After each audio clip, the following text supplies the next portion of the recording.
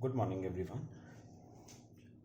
Contract costing के question number 16 पे जरा ना इंपॉर्टेंट क्वेश्चन है, एग्जाम का क्वेश्चन है, देखना। उसने कहा है Z limited obtained a contract number 999 for rupees 50 lakh. Following details are available in respect of the contract for the year ending 31st March. Material purchased, material issued from stores, wages and salaries paid, drawings and map, sundry expenses, electricity charges, plant hire expenses, subcontract cost, material returned to stores, material returned to suppliers. Following balances relating to contract number 999 for the year ending 31st March 13 and 31st March 14 are as follows. Work certified का opening closing, uncertified का opening closing, material at site, wages outstanding. Contractor receives 75% of work certified in cash. Prepare contract account and contractees account. चलो बनाना शुरू करते हैं। Contract account for year ending 31st March 14।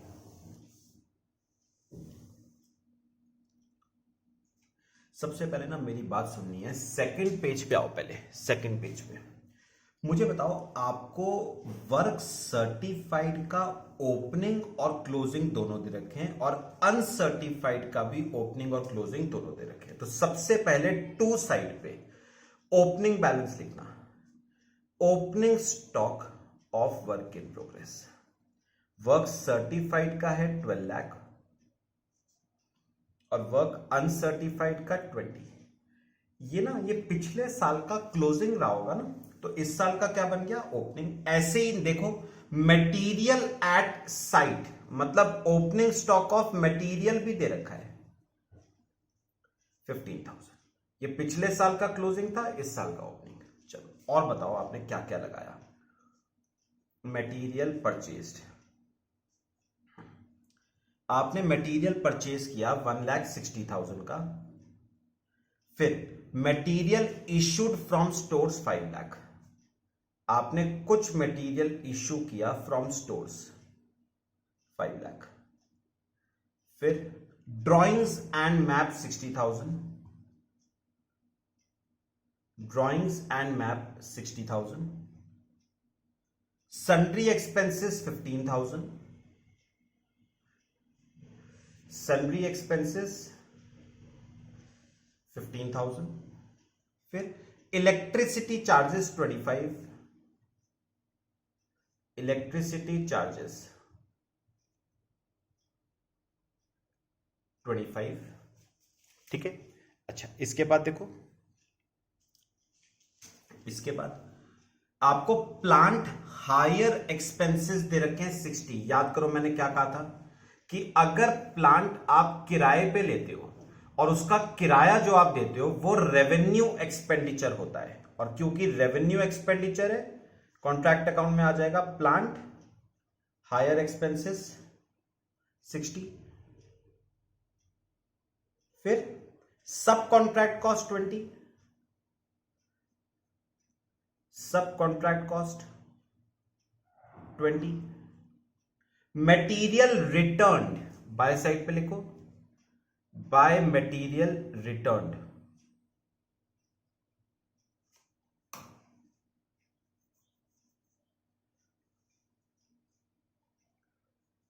Material returned. अच्छा, material आपने return किए, दो return करे हैं। एक तो मटेरियल आपने रिटर्न किया टू स्टोर्स 30 का,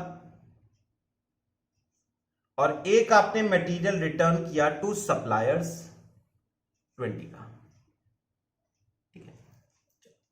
अब ना मैंने अभी एक पॉइंट छोड़ दिया है हमारा, वेजेस एंड सैलरी, क्योंकि उसकी एक एडजस्टमेंट है। पढ़ो, wages and salaries paid 7 lakh की हैं, तो यहां पर लिखना wages and salaries, wages and salary. मुझे एक बात बताओ, wages and salary paid 7 lakh है, ओपनिंग आउटस्टैंडिंग दे रखा है 10,000, तो ओपनिंग आउटस्टैंडिंग तो माइनस होगा और क्लोजिंग आउटस्टैंडिंग 20 ऐड होगा, तो 7,10,000 आ गया। Wages and salary 7,10,000। ठीक है, फिर आ जाएगा बाय साइड पे by work in progress, work certified और वर्क अनसर्टिफाइड। सर्टिफाइड का क्लोजिंग है 35 लाख और अनसर्टिफाइड का है 40, और ऐसे क्लोजिंग स्टॉक ऑफ मटेरियल आपको दे रखा है 30। बस चलो नोशनल प्रॉफिट निकालते हैं, क्या आ रहा है।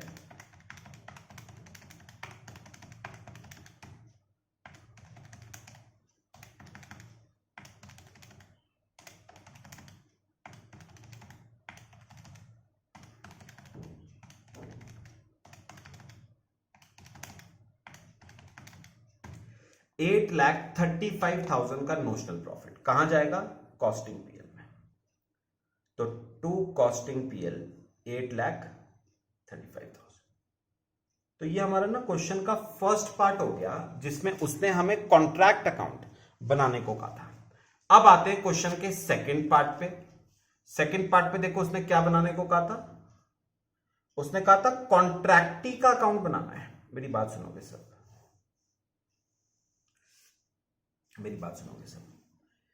मुझे ना एक बार बताओ, उसने कहा contractor receives 75% of work certified in cash. मुझे एक बार बताओगे पिछले साल का, ध्यान से सुनना, पहले पिछले साल पे आओ, पिछले साल पे मुझे बताओगे पिछले साल का वर्क सर्टिफाइड कितने रुपए का था। पिछले साल का 12 लाख का वर्क सर्टिफाइड था पिछले साल का, तो 12 लाख का 75% मतलब 9 लाख रुपए हमें पिछले साल रिसीव हुआ होगा कैश में। याद करो मैंने आपको क्या कहा था, मैंने कहा था काम खत्म होने से पहले जो भी पैसा आपको कॉन्ट्रैक्टी से मिलता है वो सब एडवांस होता है। It is like income received in advance, और इनकम रिसीव्ड इन एडवांस हमारी लायबिलिटी होती है, और लायबिलिटी का ओपनिंग किस साइड पे आएगा, बाय साइड पे, बाय बैलेंस ब्रॉट डाउन। मुझे पिछले साल का बताना, पिछले साल का 12 लाख का वर्क सर्टिफाइड था, उसका 75% 9 लाख रुपए हमें किस में मिला, कैश में। ये तो मिला पिछले साल। अब कुछ पैसा आपको कॉन्ट्रैक्टी से इस साल भी मिला होगा बाय कैश। अब सुनो सुनो सुनो, मुझे बताओगे 31 मार्च 2014 का वर्क सर्टिफाइड कितना था, 35 लाख। लेकिन याद रखना ये 35 लाख का काम इस साल नहीं हुआ है। 35 लाख में 12 लाख का काम तो पिछले साल ही हो चुका था। तो इस साल अगर मैं पूछूं इस साल, तो इस साल कितने का वर्क सर्टिफाइड है, 23 लाख रुपए का वर्क सर्टिफाइड इस साल का है, उसका 75% आपको कैश में रिसीव हुआ होगा, तो 17,25,000। तो याद रखना 9 लाख आपको कैश पिछले साल मिला, 17,25,000 का कैश इस साल मिला, तो टोटल कैश आपको, टोटल एडवांस आपको कितना मिल गया, 26,25,000। इसे हम कहते हैं इनकम रिसीव्ड इन एडवांस। कहां चला जाएगा, बैलेंस शीट की लायबिलिटी साइड पे। ठीक है, चलो ये हमारा क्वेश्चन नंबर 16 हो गया। एक क्वेश्चन हम अब और करेंगे, सब ना मेरे साथ साथ क्वेश्चन नंबर 6 पे आओगे जरा। देखो क्वेश्चन नंबर 6 आ जाओ। A company of contractors began to trade on 1/1/2009. During 2009, company was engaged on only one contract, जिसका contract price 5 lakh था. Of the plant and material charged to the contract, plant costing 5,000 and material costing 4,000 was lost in an accident. Cost of work uncertified but finished 2,000 and material costing 4,000 were in hand on site. Charge 10% depreciation on plant and compile contract account and balance sheet from the following information: share capital, creditors, cash received, land and building, bank balance, charge to contract, material, plant, wages और expenses। चलो पहले हम बनाना शुरू करते हैं एक contract account. ठीक है, चलो पहले नीचे आओ, देखो आपने कॉन्ट्रैक्ट अकाउंट पे क्या क्या लगाया। सबसे पहले मटेरियल लगाया 90,000 रुपए का, प्लांट को छोड़ दो बाद में देखते हैं। वेजेस लगाई 1,40,000 की, और एक्सपेंसेस लगाए 7,000 के। ठीक है, अभी प्लांट को छोड़ देना। अब आ जाओ ऊपर वाले पैराग्राफ पे, second line, of the plant and material charge to the contract, plant costing 5,000 and material costing 4,000 was lost in an accident. अच्छा, प्लांट का एबनॉर्मल लॉस हुआ, आपको अच्छी तरह पता है। प्लांट की बस एक चीज कॉन्ट्रैक्ट अकाउंट में आएगी और वो है उसका डेप्रिसिएशन, तो इसे छोड़ दो। हाँ, मटेरियल का एबनॉर्मल लॉस हुआ 4,000 का लॉस है, तो कॉस्टिंग पीएल डेबिट और कॉन्ट्रैक्ट अकाउंट क्रेडिट, तो बाय कॉस्टिंग पीएल। कितने का एबनॉर्मल लॉस हुआ मटेरियल का? 4,000 का।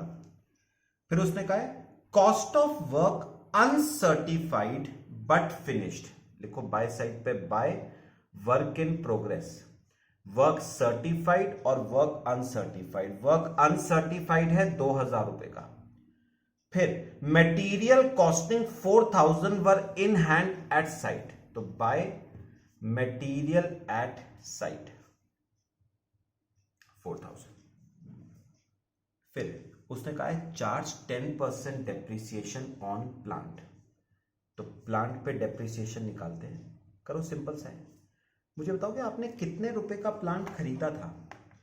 25,000 रुपए का प्लांट खरीदा था, जिसमें से 5,000 के प्लांट का तो एबनॉर्मल लॉस हो गया था, बचा 20,000 का, तो 20,000 के प्लांट पे 10%, 2,000 का डेप्रिसिएशन। ये आपका डेप्रिसिएशन ऑन प्लांट आ गया। अच्छा, बस मेरे ख्याल से एक ही चीज रह गई और वो है वर्क सर्टिफाइड। नीचे पढ़ना, नीचे उसने कहा है cash received is 80% of work certified ₹2 lakh. तो नीचे एक वर्किंग नोट बना लो, यहीं पर बना लो चाहे। उसने कहा cash received is 80% of work certified. Cash received at 2 lakh, this is 80% of work certified. तो वर्क सर्टिफाइड आ गया ₹2 लाख 50,000, रख दो यहां पर वर्क सर्टिफाइड 2,50,000। चलो करो, बस प्रॉफिट निकालो। क्या आता है प्रॉफिट? Notional profit. ठीक है, नोशनल प्रॉफिट निकालेंगे जरा। 4,000, 2,50,000, 2,000, 4,000, 90,000, 1,40,000, 7,000, 2,000, 21,000 का नोशनल प्रॉफिट है। अच्छा, जो नोशनल प्रॉफिट है वो कहां चला जाएगा?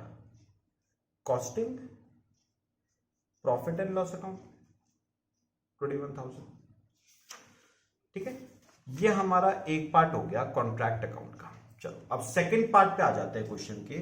सेकंड पार्ट में आपको बैलेंस शीट बनानी थी। चलो बनाएंगे बैलेंस शीट। ठीक है, अब देखते हैं बैलेंस शीट में क्या क्या आएगा। पढ़ना शुरू करो। शेयर कैपिटल दे रखी है 120, share capital 120, creditors 10, creditors 10, land and building 43, bank balance 25। ठीक है, चलो अब देखते हैं और क्या क्या आ जाएगा। प्लांट आ जाएगा, सीधे करो। चलो मेरे को बताओ, प्लांट आपने कितने रुपए का प्लांट खरीदा था? 25,000 रुपए का, जिसमें से 5,000 के प्लांट का तो हो गया एबनॉर्मल लॉस, बचा 20,000 रुपए का प्लांट। ठीक है, उसमें से 2,000 का आपने डेप लगा दिया, तो बचा 18,000 रुपए का प्लांट। तो प्लांट आ गया 18,000 रुपए का। ठीक है, अच्छा और क्या आ जाएगा? वर्क इन प्रोग्रेस का क्लोजिंग स्टॉक आएगा, work certified, work uncertified. Work certified है 2.5 लाख रुपए का और अनसर्टिफाइड है 2,000 रुपए का। ठीक है, चलो एक काम करो जरा, मुझे एक कॉस्टिंग पीएल बना के बताओ। कॉस्टिंग पीएल कल बनाया था हमने, एक costing profit and loss account बना के बताओ। अच्छा, कॉन्ट्रैक्ट अकाउंट में नोशनल प्रॉफिट 21 आया, तो contract account debit, costing PL credit, by contract account 21।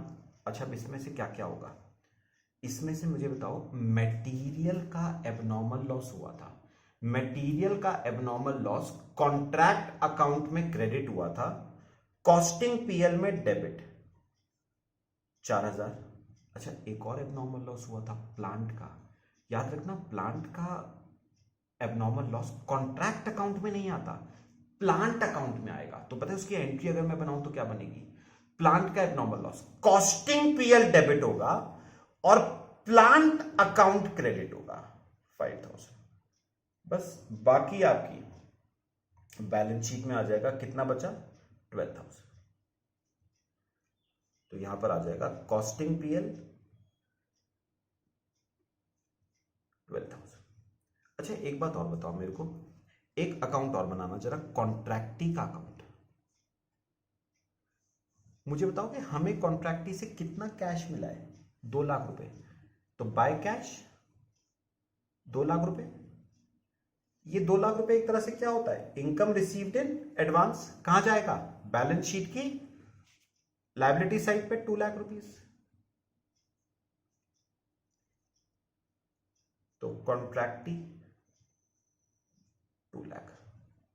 एक नजर डालो और कुछ रह गया बैलेंस शीट का, क्लोजिंग स्टॉक ऑफ मटेरियल रह गया 4000 का, क्लोजिंग स्टॉक ऑफ मटेरियल 4000। बस मेरे ख्याल से टैली कर लो,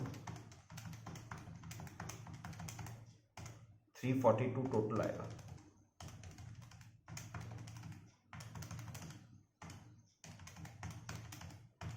टैली 3,42,000 टोटल बैलेंस शीट का। तो बैलेंस शीट आपकी टैली ही हो गई। ठीक है, तो ये आपकी बन गई बैलेंस शीट। चलो बाकी मैं आपसे नेक्स्ट लेक्चर में डिस्कस करता हूं। Thank you.